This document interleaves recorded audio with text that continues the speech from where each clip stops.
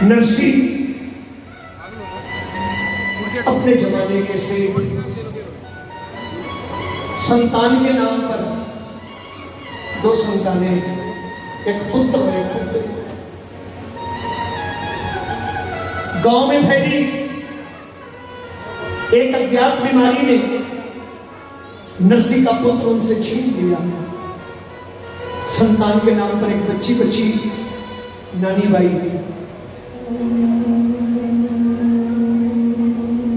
एक बार नरसी की पत्नी ने नरसी से कहा कि अगर हमारा कोई बेटा होता तो बेटी के ब्याह के बाद सारी संपत्ति का मालिक होता। नरसी ने कहा, बावली घबराती क्यों है, मेरा एक बेटा है, मेरा एक बेटा है। पत्नी चौंक पड़ी। नरसी ने कहा, कोई दूसरा नहीं है, वो मुरली वाला मेरे बेटे के जैसा ही तो है। वो मुरली वाला मेरे पुत्र के जैसा है। एक रिश्ता नरसी ने जोड़ा, जितनी ईमानदारी से नरसी ने जोड़ा उससे अधिक ईमानदारी से मेरे ठाकुर ने निभाया। नरसी ने जिस दिन अपनी इकलौती बेटी नानी का ब्याह किया, उसी दिन निश्चय किया कि मेरी बेटी के ब्याह के बाद मेरी सारी संपत्ति मेरे बेटे मुरली वाले की है। बेटी के ब्याह के बाद पूरी ईमानदारी के साथ नरसी ने अपनी दौलत की एक एक पाई उस मुरली वाले के नाम से गरीबों में बांटनी शुरू कर दी। एक समय आया, खाने के लिए 2 वक्त की रोटी नहीं बची। गांव में भजन कीर्तन किया करते थे नरसी। जो कुछ भी मिल जाए खाकर गुजारा कर लेते थे। कुछ समय बीता, पत्नी की भी मृत्यु हो गई। नरसी ने सोचा कि शायद ठाकुर को उसकी सेवा रास आ गई है, वो और अच्छे तरीके से सेवा लेना चाहता है। सोचने की अलग अलग क्षमता होती है। पत्नी के मृत्यु के बाद नरसी ने सोचा कि मुझे ठाकुर ने इसलिए जिम्मेदारी से मुक्त कर दिया कि मैं और अच्छे तरीके से उसे भजन सुना सकूं। नरसी ने अपनी हवेली भी दान कर दी और खुद गांव में बने शिव मंदिर में बैठ करके ठाकुर का भजन कीर्तन करने लगे। एक भक्तों की टोली गांव में बनाई और टोली उस शिव जी के मंदिर में भजन कीर्तन किया करती थी। गांव से कोई कुछ लेकर आ जाता तो खा करके गुजारा चल जाता। सुनिए, एक दिन उसी गांव में, उसी चूनागढ़ में दूसरे गांव से भक्तों की टोली आई जो द्वारिकाधीश के दर्शनों को द्वारिका जी जा रही थी। उस टोली के मुखिया ने गांव में आकर लोगों से पूछा, भाई आपके गांव का सबसे बड़ा सेठ कौन है? गांव वालों ने पूछा, बात क्या है? टोली के मुखिया ने कहा, हमारे पास 600 सोने के सिक्के हैं। हम द्वारिकाधीश के दर्शनों को द्वारिका जी जा रहे हैं। रास्ते में चोर डाकुओं का भय है। हम चाहते हैं इस जूनागढ़ के कोई सेठ को जो हमसे ये रकम ले ले और हमें एक हुंडी, एक पर्ची लिख दे, जिससे हमको ये रकम द्वारिका जी में जाकर वापस मिल जाएगा। गांव वालों ने नरसी का अपमान करने के लिए कह दिया, हमारे गांव का सबसे बड़ा सेठ नरसी है, जाओ उसकी हुंडी चलती है। बहुत बड़ा सेठ बना फिरता है, हुंडी लिखने से इनकार करे, जबरदस्ती पैसे देना, हुंडी लिखवा लेना। भगत पहुंचे शिव मंदिर, जहां नरसी अपने साथियों के साथ भजन कीर्तन में लीन थे। टोली के मुखिया ने हाथ जोड़ के पूछा, भाई आप में से नरसी सेठ कौन है? नरसी हाथ जोड़ के खड़े हो गए, कहने लगे, सेठ नहीं रहा, नरसी जरूर हूं। आदेश करो। भक्तों ने कहा हम द्वारिकाधीश के दर्शनों के लिए द्वारिका जी जा रहे हैं, रास्ते में चोर डाकुओं का भय है, हमारे पास 600 सोने के सिक्के हैं, आप रख लो, हमें एक हुंडी लिख दो जिससे हमें ये रकम वहां जाकर वापस मिल जाएगा। नरसिंह ने कहा अब हमारी हुंडी नहीं चलती, हमारा समय समाप्त हो चुका है, हम तो स्वयं 4 दिनों से भूखे हैं, 4 दिनों से गांव में भोजन ही नहीं मिला, आपको हुंडी क्या लिखेंगे। तीर्थयात्रियों ने कहा सेठ बहाने मत करो, बड़ा नाम सुना है, हुंडी लिखनी पड़ेगी। जबरदस्ती वो रकम नरसिंह को सौंपी गई। नरसिंह ने सोचा शायद उस मोर बंसी वाले को हम 4 दिनों के भूखे भक्तों पर दया आ गई है, ये रकम हमारे भोजन भंडारे के लिए ठाकुर ने भिजवाई है। जबरदस्ती दी हुई रकम नरसिंह ने रख ली, विश्वास के साथ एक हुंडी द्वारिकाधीश के नाम लिखी। कहा जाओ द्वारिका के सबसे बड़े सेठ द्वारिकाधीश से ये पैसे वापस मांग लेना। भारत पहुंचे, द्वारिका जी सुबह से शाम हो गई, बाजारों में घूमते, कोई द्वारिकाधीश नाम का सेठ मिला ही नहीं जो हुंडी सकार के रकम वापस करता। भक्तों ने सोचा हम ठगे गए, रकम चली गई, जिस काज आए हैं वो काज कर ले, वापस लौट करके नरसिंह से रकम का भी हिसाब कर लेंगे। सुनिएगा, शाम का समय है, भगत मंदिर के प्रांगण में ठाकुर के दर्शन कर रहे हैं। अचानक एक सांवला सवर्ण युवक मंदिर में प्रवेश करता है, एक एक करके लोगों से पूछता है भाई भाई आप में से कौन से भगत जूनागढ़ से आए हैं जो मेरे सेठ नरसिंह की हुंडी लाए हैं।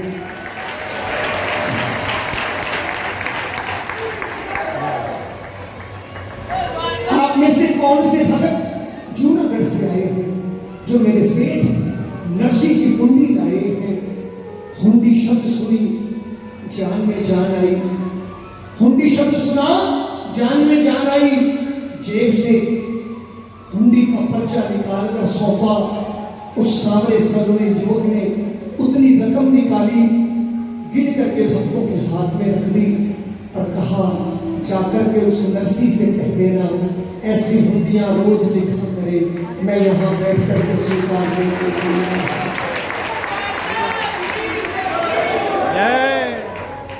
ऐसी हुंडियां रोज लिखे, मैं सकारने को तैयार हूं। उसी नरसिंह की बेटी नानी बाई और नानी बाई के घर, नानी बाई के ससुराल में नानी बाई की बेटी सुलक्षणा का ब्याह। नानी के ससुराल वालों ने कहा नहीं नानी तेरा तो कोई भाई नहीं जो तेरा भात भरे, और तेरा बाप भी भिखारी है, हम तेरे भिखारी बाप के पास ब्याह का निमंत्रण नहीं भेजेंगे। नानी ने रोकर ससुराल वालों के पांव पकड़े कि मेरे गरीब पिता के पास शादी का निमंत्रण भेज दो, जो कुछ भी बन पड़ेगा बाबा लाएगा। इसी बहाने वर्षों हो गए मैं भी बाबा से मिल लूंगी। नानी ने जब रोकर ससुराल वालों के पांव पकड़े, ससुराल वालों ने चाल चली कि नरसिंह के पास निमंत्रण भेजो, भात के सामान की सूची लंबी कर दो। गरीब नरसिंह पढ़ करके आने का साहस न कर सके। चिट्ठी पहुंची नरसिंह के पास, मनोहार पत्रिका पहुंची नरसिंह के पास। नरसिंह ने खोल कर नहीं देखी, इस उम्मीद में कि मैं गरीब बाप, मैं तो ऐसे ही चला जाऊंगा बेटी के दरवाजे बिना बुलावे के, लेकिन मेरी बेटी का भाग मेरे बेटे मुरली वाले ने भरना है। ये सोच करके नरसिंह ने वो चिट्ठी, वो मनोहार पत्रिका द्वारिकाधीश के चरणों में द्वारिका जी भिजवा दी कि तू जाने तू जाने तू जाने तू जाने तेरा काम जाने। एक गरीब बाप टूटी बैलगाड़ी पे गाने बजाने वालों की टोली के साथ बूढ़े बीमार बैल खाली हाथ बेटी के दरवाजे आया है। सुनना बाबा के आने की बात सुन के नानी चाव से दौड़ी दौड़ी बाहर आई। हाथ का सम्मान नजर नहीं आया, बाबा खाली हाथ आए। नानी रो रही है, बाबा मेरे सम्मान का ख्याल नहीं किया, मेरे हाथ का सामान कहाँ है? नरसी ने कहा, बेटी तू भी मेरा उपहास रखती है, मैंने दुनियादारी छोड़ दी है। नानी ने कहा, बाबा आपने दुनियादारी छोड़ी है, मैंने नहीं छोड़ी, बड़ी मुश्किल से निमंत्रण भिजवाया था, अगर भात का सामान नहीं लाना था तो आए क्यों? नरसी ने कहा, वाह अगर पिता गरीब हो जाए, पिता गरीब हो जाए तो क्या बेटी से मिलने का अधिकार भी खो बैठता है? तुम मेरा उपहास रखती है। नानी ने कहा, बाबा ऐसी बात नहीं है, लोग क्या कहेंगे? तो नरसी ने कहा, बेटी तू चिंता मत कर, तेरा भात भर दे, वो मोर मुकुट बंसी वाला आएगा। नानी रो रही है, नरसी दिलासा दे रहे हैं, ये भरोसा नरसी का है, विश्वास नरसी का है। आओ समर्पित कर रहा हूं नानी बाई का।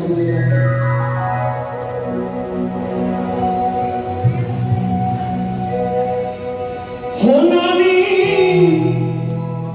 बाई ने नरसी समझाए बार बार,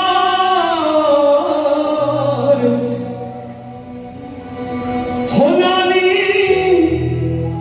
बाई ने नरसी समझाए बार बार, सावन वीरो लासी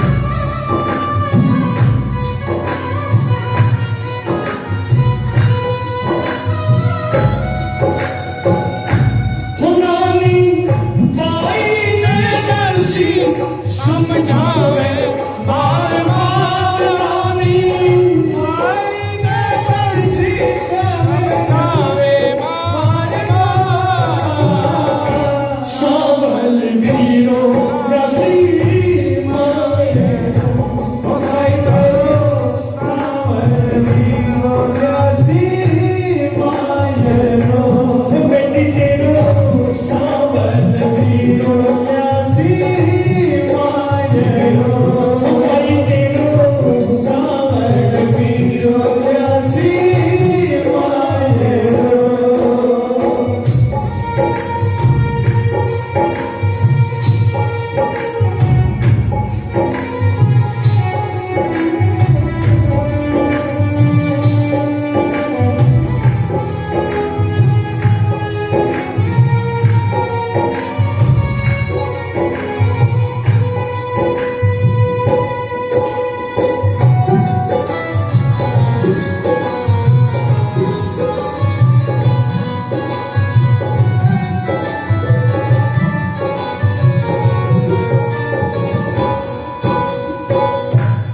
ये भरोसा नरसी का है, ये विश्वास नरसी का है। नरसी बोले, बेटी चिंता मत कर, धीरज क्यों छोड़े बेटी, क्यों घबराए, धीरज क्यों छोड़े बेटी, क्यों घबराए, राख भरोसो तेरो सावन शहदा,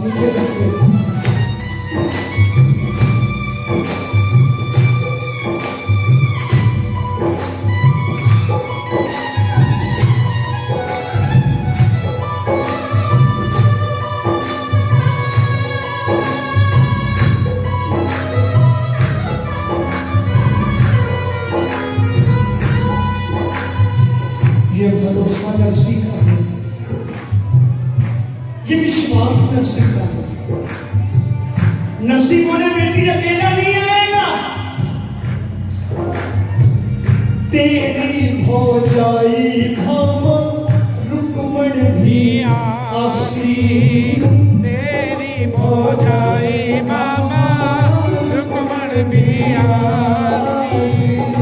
जो कुछ दिखवाई चीजा सगली वो यासी, जो कुछ लिखलाई चीजा सगली बोलाई। तेरे सासने से लिखी एक एक वस्तु आएगी। क्यों? क्योंकि तेरे घर से जो चिट्ठी आई थी मैंने अपने पास नहीं रखी।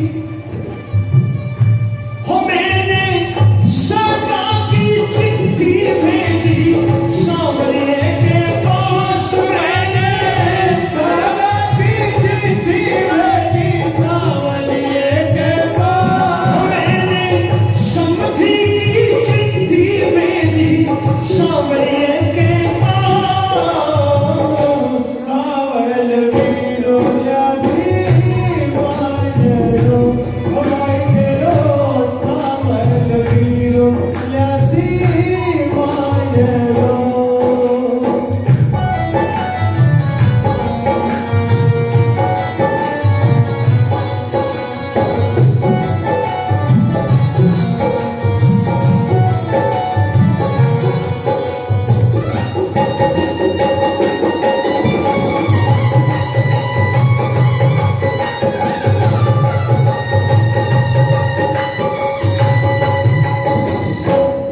नरसी ने कहा बेटी सांवरियो है मारो सुख दुख को साथी। सावरियो है मारो सुख दुख को गाइए। साथी। सांवरियो है मारो सुख दुख को साथी। सावरियो है मारो सुख दुख को साथी। टूटी जद गाड़ी आयो बन करके हाथी। टूटी जद गाड़ी आयो मन करके आई। अपने भक्तों के लिए क्या से क्या बन जाते हैं। हरे अनंत हरि कथा। नरसी रास्ते में घटी एक घटना अपनी बेटी को समझा रहे हैं कि बेटी चिंता मत कर, आएगा। कहते हैं नरसी की टूटी बैलगाड़ी रास्ते में फंस गई। भगत की फंसी गाड़ी में मेरा मोर मुकुट बंसी वाला वेश बदल करके गाड़ी के सामने खड़ा हो गया। वही श्री वृंदावन बिहारी लाल की जय। अपने हाथों से भगत की फंसी गाड़ी बाहर निकाली, सीधे रास्ते पर डाली। गाड़ी सीधे रास्ते पर पड़ गई तो मेरा मुरली वाला हाथ जोड़ के नरसी के सामने खड़ा हो गया और बोला, भगत जी कहाँ जा रहे हो? अनजान शहर जा रहे हो, हमको भी बिठा लो, हमने भी किसी ब्याह में जाना है। नरसी ने कहा, दिखाई नहीं देता, बैलगाड़ी टूटी, बैल मर रहे, हमारा बोझा उठता नहीं, आपको बिठा दे। तो मेरे मुरली वाले ने मुस्कुरा करके कहा, भगत जी मेरा नाम कृष्णा है, कृष्णा, मैं जात का खाती हूँ बढ़ी, आदेश करो तो बैलगाड़ी भी ठीक कर दूं। नरसी की आंखों में आंसू आ गए। नरसी ने कहा, वे तेरा इतना ही बड़ा उपकार, तूने गाड़ी बाहर निकाल दी, अब ठीक करवाने को कैसे बोलूं? मेरी थैली में मजदूरी देने के लिए थैला भी नहीं है, गाड़ी ठीक करवाऊं तो मजदूरी में क्या दूं? तो मेरे मोर मुकुट बंसी वाले ने कहा, भगत जी आपकी गाड़ी तो मैं ठीक करूंगा ही करूंगा, लेकिन मेरी एक शर्त है और एक विनती है। शर्त यह है कि गाड़ी ठीक करने के बाद हाँकूंगा मैं, चलाऊंगा मैं, करोड़ों माध्यम से। बोले गाड़ी ठीक करने के बाद हाँकूंगा मैं थोड़ी देर पहले सुंदर सुंदर भजन गा रहे थे, मुझे 2-4 भजन सुना देना, मेरा रास्ता भी कट जाएगा, मुझे मजदूरी भी मिल जाएगी। ये भजनों की कीमत है। भजन मनोरंजन नहीं है, भजन टाइम पास नहीं है। 2 भजन सुनने के लिए भगत की गाड़ी भी संवारने को तैयार, भगत की गाड़ी भी हाँकने को तैयार। ऐसो दयालु देव को एक बार जयकारे के साथ बुलाइए, बोल खाटू।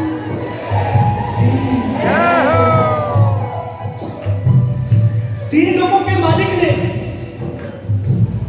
भगत की गाड़ी सीधे रास्ते पे डाली, अपने हाथ से संवारी, बैलों पे हाथ फेरा, बैल भी ठीक, कन्हैया गाड़ी का हकनिया बन के बैठ गया। और मेरा मुरली वाला जब गाड़ी का हकनिया बन के बैठा तो नरसिंह एक कोने में बैठ के भजन गा रहे हैं, कह रहे हैं गोविंद ने